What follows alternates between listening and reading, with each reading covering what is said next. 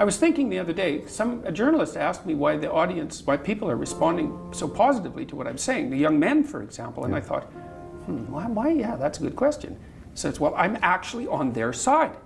I'm really happy that they're not wasting their lives. I'm really sad to see that people are disenchanted and nihilistic and depressed and anxious and aimless and perverse and vengeful and all of those things. It's terrible. And then to see people question whether that's necessary and then to start to rise out of it. It's like, it's so fun. Like last night I was after my talk, it's overwhelming.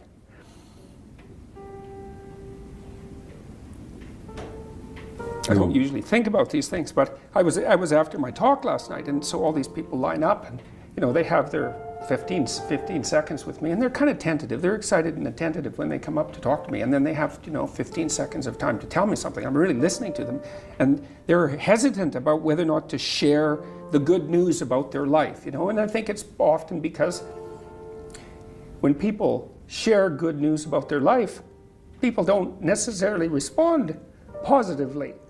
They don't get encouragement, and people need so little encouragement. It's just unbelievable.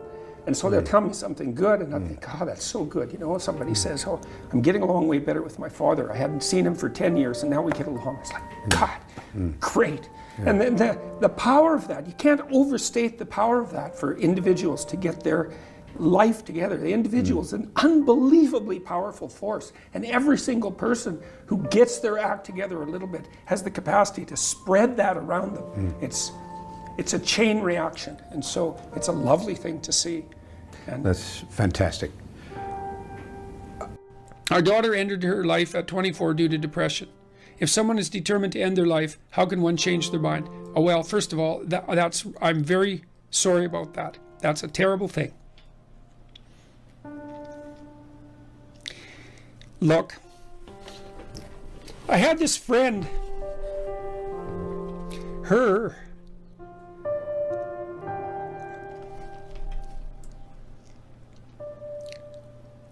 sorry. There's been a lot of depression in our family, so it's a question that cuts close to the bone. Anyways, I had this friend, a friend of my parents, and her granddaughter committed suicide, She was just beating herself up about that. What could have I done? What could have I done differently? This is the problem with suicide. It leaves everybody behind thinking, oh my God, what could have I done? I could have treated the person better. I could have listened. I could have been there. It's like, and she was just beating herself up about this, really feeling that she wasn't a useful person, that she'd failed as a grandmother. She's a really good person, And so I went for a walk with her, and I said, and she's married, and she likes her husband, and he's a really good guy. And I said, look, you're blaming yourself for your granddaughter's suicide. It's like, are you blaming your husband? Are you sitting him down and telling him what a useless bastard he was as a grandfather because his granddaughter committed suicide and how he failed completely? She said, no, I'd never do that. So I said, well, don't do it to yourself. And one of the things that has just blown me away in the last year, because I've talked to lots of people live, but also lots of people online. But it's more obvious live, and it's obvious in this theater as well, is that I've gone around and spoken, and a large proportion of my audience has been young men, under 30, something like that. And I've spoken to them a lot about responsibility. And what's so odd about this is that of all the things that I've spoken about, because I can see the audience and I can feel how the audience is reacting, because I'm always paying attention to all of you insofar as I can manage that. So I get some sense of how what I'm saying is landing, which you have to do if you're going to speak effectively to people. And what happens is if I talk about responsibilities, everyone is silent, just like they are now. Silent and not moving, right? Focusing, attentive. Say, pick up your responsibility. Pick up the heaviest thing you can and carry it. And the room goes quiet and everybody's eyes open. And I think, that always makes me break up.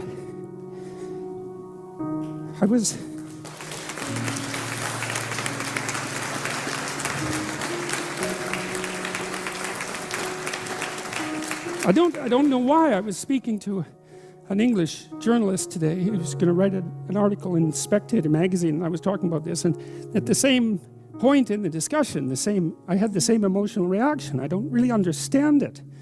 I think there's something about it that's so crucial, because we've been fed this unending diet of rights and freedoms, and there's something about that, there's something about that that's so pathologically wrong, and people are starving for the antidote, and the antidote is truth and responsibility, right? And it isn't because that's what you should do in some I know better or someone knows better for you what you should do sense. It's that that's the secret to a meaningful life, and without a meaningful life, then all you have is suffering and nihilism and despair and all of that, and self-contempt, and that's not good. And so it's necessary for men to stand up and take responsibility, and they all know that and are starving for that message, and the message is more that that's also a good thing, to stand up and take responsibility, because you're cursed so much now from when you're young with this notion that your active engagement with the world is part of what is destroying and undermining the planet and adding to the tyranny of the social systems. It's like, how about not so much of that, hey? Because it's too soul deadening. It's anti-human right to the core. And my sense instead is that, if you were able to reveal the best of yourself to you in the world, that you would be an overwhelming force for good. My primary motive as a clinical psychologist and educator is to help individuals live more meaningful and productive lives in harmony with their families and their community. That's my motive. And the evidence for that, I think, is, well, if people go online, and first of all, you can watch the lectures and decide for yourself, but you can also go, I suspect probably maybe 250,000 people have commented on the lectures and their effects on them. And so that's what people say. I'm watching the lectures, I'm trying to develop a vision for my life, I'm trying to become more responsible, and it's really helping. And that's what I hear all the time when I do these public lectures, which aren't political. But when we gain success, we raise the bar. We set our ambitions higher. I mean, what is your end game? What do you want? That's all. That's what I want. I want to help as many individuals as possible become more courageous, more truthful, and more engaged in the pursuit of individual, familial, and social harmony. That's what I want. You're pursuing what is meaningful. I'm pursuing, I believe that to be the case. It's certainly meaningful to me. I mean, there isn't, everywhere I go now, doesn't matter where I land, in what airport, or if I walk down the street, 3 or 4 people will come up to me and they'll tell me, I was in a dark place, I was anxious, depressed, nihilistic, drug addicted, alcoholic, homeless, in jail, you name it. Bad relationship with my girlfriend, bad relationship with my parents. I've been watching your lectures or reading your book. I've been trying to tell the truth and get my life together, and everything is way better. And so then you think, well, if you could have what you wanted and what would be meaningful, you imagine you could go anywhere in the world and people would come up to you that were strangers and tell you that. That's as good as it gets. I read the story. It's an autobiography, if I remember correctly, of the captain. I might be wrong about that, but I've got the basic story right. Well, they had a shipwreck in the Antarctica, and then they were there for a whole year in the Antarctica, and none of them died, not one. He didn't lose a single man, not one. He kept their morale high. And then they took this boat that was on the ship, and they crossed like 400 miles of the roughest ocean, the roughest frigid ocean in the world, right? You don't go in that ocean. And then they went to an island, and they walked across the island, across these mountains that no one else has ever climbed since. And they went to the city on the other side of the island, and they got a boat, and they went and rescued their compatriots, and everyone survived. It's like, Endurance is the name of the book. You read that book, man, you think, wow, people are really tough, and it's ridiculous. So who knows how tough you are? And maybe you find out by going out to find out how tough you are, right? So you take on a challenge, one that you think you can master, it's just a bit beyond your grasp. And you master it, and then you're a little tougher, and you think, hey, that worked out pretty well. And so then you're more of a monster. And then you go out and you find another challenge that's even bigger, and you think, well, maybe I can do that too. And then all of a sudden you can, and you get a little bit bigger, and God only knows what the limit is of you. And you find out by pushing yourself against the world, and of course that's what Abraham is doing.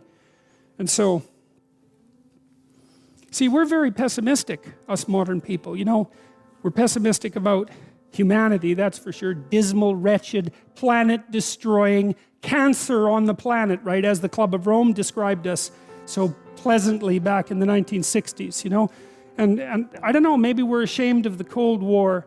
Maybe we're ashamed of all the destruction in the 20th century and the hydrogen bomb and the, you know, the continuing catastrophes of our societies. And we're deeply ashamed of that and ashamed of ourselves personally. But it's a hell of a thing to, you know, call us a cancer on the planet. There's just no excuse for that. Because what you do with cancer is eradicate it. And I don't think that that's a very noble motive, personally. And I think it says a lot about the people who would use such phraseology, that they would dare to conceptualize humanity in that manner. But you know, it would be nice if we could be optimistic. And I think, again, the problem with being optimistic is that it's naive. So then the question is there an optimism that's not naive? And I think there is. And the optimism that's not naive is in just a visualization of how strong people can be. So one of the things that I tell people, I've told my students in my class, in Maps of Meaning, here's a goal. You want to be the person at the funeral of your father that everyone can rely on. How would that be? You want to be the person who's broken and useless and adding to the misery in the corner. And look, I'm not making light of people's grief. You know, I understand grief. But who do you want to be when there's a crisis? Right? Do you want to be the person that everyone can turn to for strength? It's like, why the hell not? Why not that as a goal? That'd be a good goal, because then if there's a crisis, and there will be, it won't be such a bloody crisis, because there'll be someone there that can deal with it. You know, so when I went and talked to these people at the funeral home, I envisioned that. I thought, okay, well, this is something you have to contend with if you're going to be alive and adult. You have to contend with death and suffering, and you have to be ready for it. And you have to be there for the person, because that's all they're going to have. And so there's a goal, man. And in this time of nihilism, you know, it's what's the point of life? People ask, and they're taught that at universities. What's the point of life? Everything's interpretation. Humanity's a cancer on the planet. You know? Well, how about no? How about not that? How about that there's something to us